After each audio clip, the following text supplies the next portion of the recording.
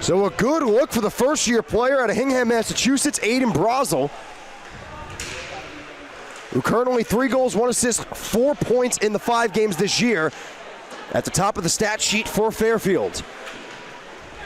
Nice pass to find Lee right off the bench, knocked down in front, never made it to Temkin. Good push here by the Stags, but it comes to an end with a glove by Temkin. In the third, it was a Tim Duffy shorthanded goal to tie it, and a Dylan Bridgewood game winner late in the final frame as that one slips in. Devin Quinone went in, but he'll take it. Hawkins on the turnover, got Signoretti with him, and the shot is deflected behind the net off the stick of Chase McKenna. It'll be William Kidd now. The offensive defenseman on the back end for the Stags couldn't get much further than the high slot there, as Farmingdale will scoop up off the change. It's Duffy around 2 red jerseys. One against the world, and he scores! Tim Duffy right off the bench, over the glove, and it's 2-0.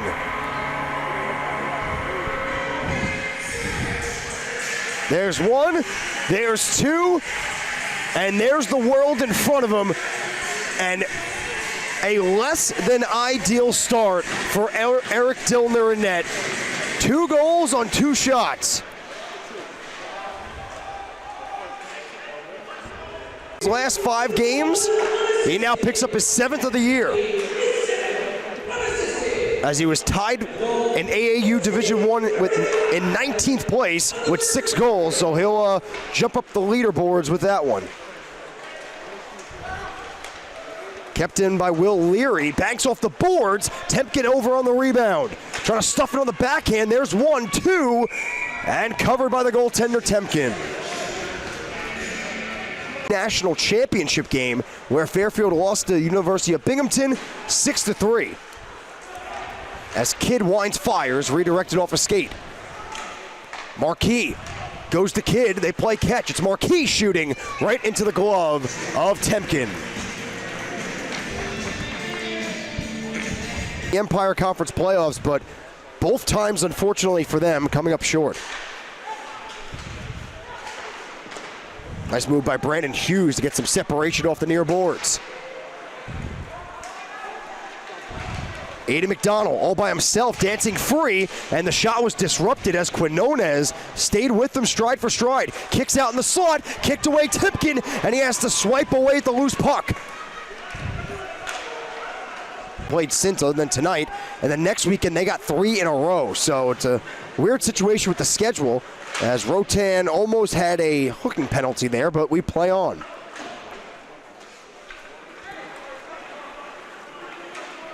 Dylan Smith with the flip. DeAndrea on the chase. Icing waved off as he beats it out. Got Chase McKenna on him as the rest of the Farmingdale group changes. Nice move by Kidd with the flip to Cummings. Christopher Cummings fires one right into the glove of Temkin. Both goaltenders this year for Farmingdale have played strong. This Farmingdale team has been plagued with inconsistencies, though defensive zone-wise. They're scoring 3.5 a game, but they're letting up almost the same at 3.25.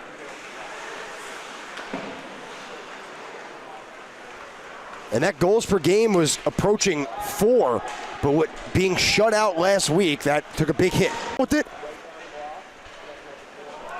flipped over McGregor's head, it's a foot race. Now Temkin's gonna have to play it. And just missing it there was Brendan Cohen, could have picked up a turnover. McCann back the other way. Puck swiped away from his stick. As it'll come out the center, Brendan Burke will leave it with the help of Sharfstein. Sharfstein trying to muscle around, he'll draw a penalty on Jesse Burns. And they wound up letting up a crucial third period short-handed goal to Tim Duffy.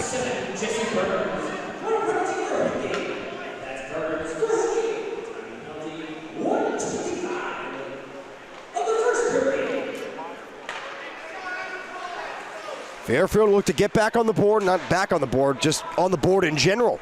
being shut out as we speak. Still very early as that one's deflected in front by Sharfstein by the shot of Brazel. Kidd, Momro, bluffs, drags, fires off the glove of Temkin. Sharfstein, Momro, one timing shot, knocked down in front, rebound, and the second attempt is stuffed by Temkin.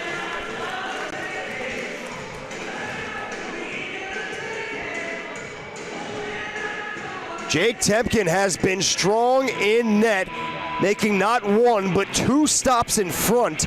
I believe that was Sharfstein again. There's the first one, and there's the second with the pad. Off the draw, Farmingdale tries to push forward, can't get much further. Then the high slot in front, Brazel could not slow it down as the puck will come out. It'll be Rotan all the way up. Duffy, nice move behind the back. Duffy looking for O'Donnell, could pull the trigger, and the backhand attempt goes behind, and Duffy going a little bit of a lacrosse style there, trying to pop it over the net.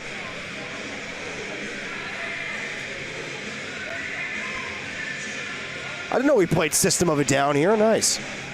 You see Duffy trying to pop it up over, but it got stuck on the bottom of the net.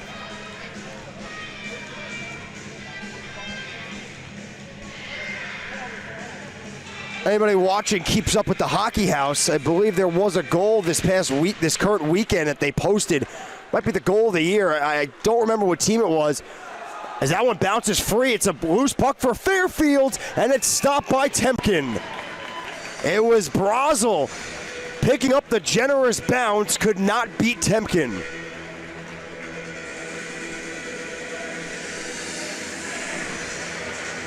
And the size advantage going in the favor of the 6'3" Brazel there.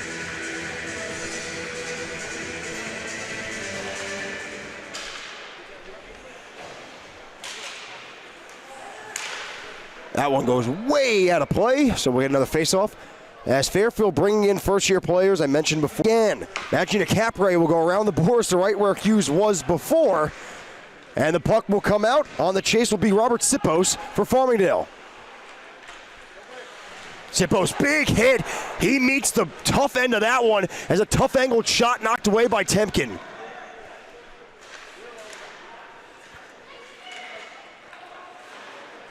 Sipos again gets hammered right on the boards there. As both men collide, they might get both of them on a penalty, and I think they will.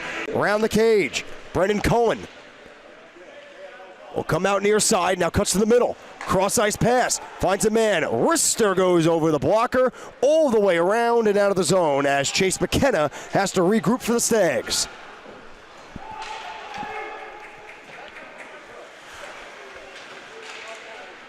Pass to no man's land, wind up finding a man in Zach Lee. Lee's wrister, and it goes in! Zach Lee from way downtown, and we will get an icing. Second time on an icing call. Fairfield was right there to try to negate it.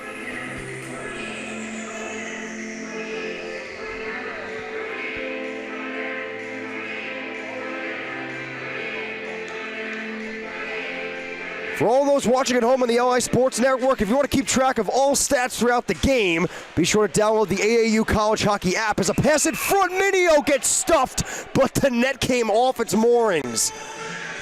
Kidd, high slot, trying to find Momro, goes underneath his stick. Brennan chops it free, could be a 2-on-1, and it is. It's O'Donnell with Lorico, finds him, wrister, and he scores!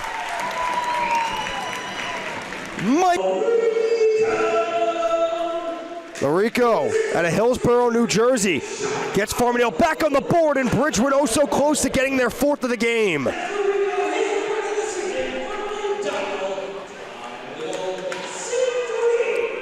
Fairfield, quick 2-on-1 back the other way. Marquis is stopped by Temkin, and he holds on. Farmingdale caught on a change and a bounce that goes the way of the Stags. It was a quick 2-on-1, but almost effective. As Cummings looking to go 5-hole, but Temkin able to clamp down.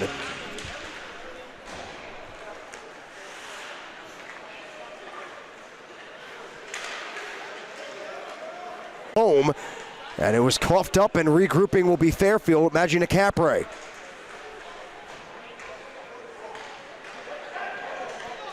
Kravitz, boom, with a lot of space, and he'll take it. Boom, looking in four in front. The man we were talking about before, and Brandon Hughes. Boom, fishes it free. Meets a big hit from behind. It was clean though, and Bohm is slow to get up as that one's wristed wide. They'll blow the whistle dead, tripped up, leaving Brendan Burke time to get back in the play. Burke tries to exit, turns it over. McCann, Signoretti by himself, trying to pull it back through his legs, could not. And a penalty coming up against Hawkins of Farmingdale. Dillner to the bench for the extra way. Bridgewood out from the corner, took a spill on his own there, no trip. That was all Bridgewood taking a spill. As William Kidd the other way, shot gets blocked by Murray as we're under a minute left in the second. Bridgewood trying to power his way into the backhand. Pad save Minio trying to stuff it again. Dillner kept that left leg down.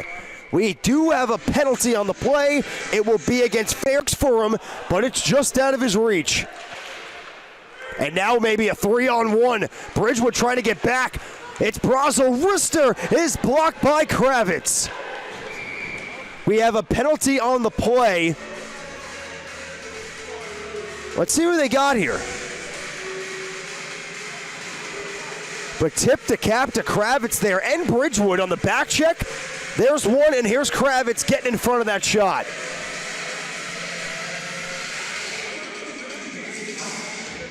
Still no one going to the box right now. I think it's going to be Bridgewood for roughing, though, and it will be. So when Bridgewood caught up to Connor Momro on the back check, he spent a little bit too much time with Momro, which led to it down by Hughes. Bohm will scoop up as we go back to 5-on-5. So Farmingdale, 100%, 4 for 4 on the kill tonight.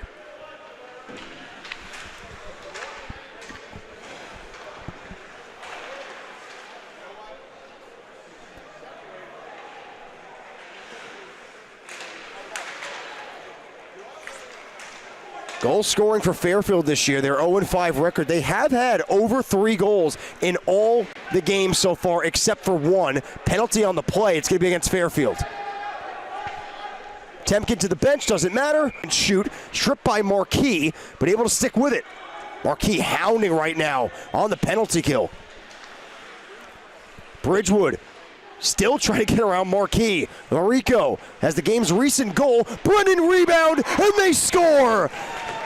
A power play goal for Farmingdale. 4-1 third period lead and wound up losing in overtime.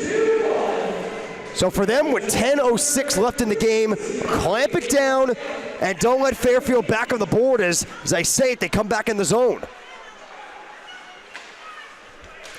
Lee, nice move to get some space in the blue line. Puck never got through the bodies. It's a 3-on-2, maybe 4 if Kravitz can make it. They find Signoretti on the wrister, stopped by Dillner, and he gets the whistle. That pass could have been either Kravitz or Signoretti, and it wound up going to Signoretti and almost snuck 5-hole.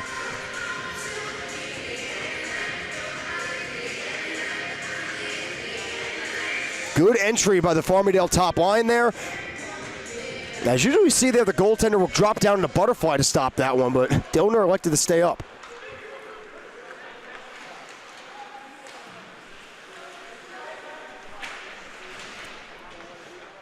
Fairfield. And Fairfield, after such a great year last year, 19-8-2, the 8th ranked team, runners-up in the Empire Conference Finals, runners-up in the AAU National Championship game, losing to Binghamton.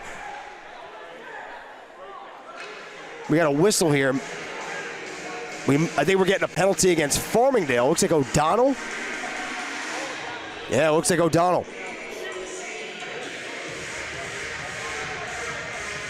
O'Donnell, yeah, that's a dangerous play by O'Donnell there, coming way up high on that cross check.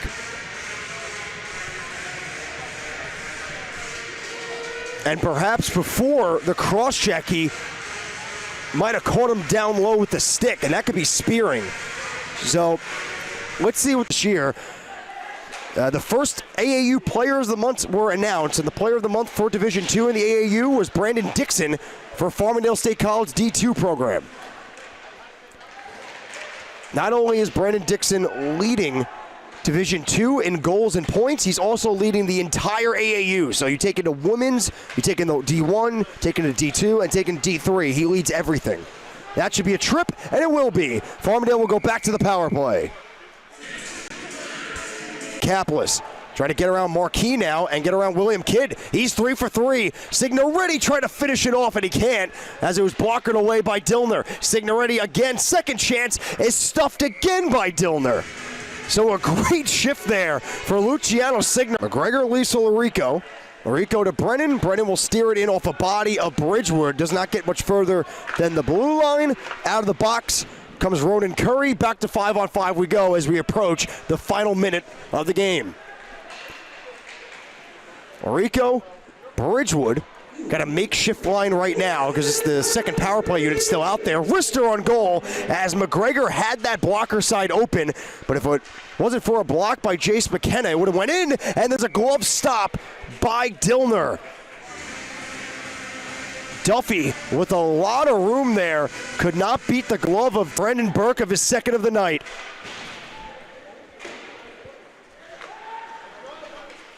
Pass in front, and another stop by Temkin in the dying seconds of the night. Jake Temkin back-to-back saves to keep Fairfield at 1 on the board, and that's how it's going to end as clock runs out. Farmingdale gets off their losing streak and win this one 4-1. A much-needed win for the Rams. Coming into this one, 1-2-1 in their last 4. That lone win was against Fairfield. So in a get-right game, they got right. They got the power play goal, they got the offense, and they did something they haven't been able to do in their last 5 games, is limit a team to under 3 goals. A great showing by Jake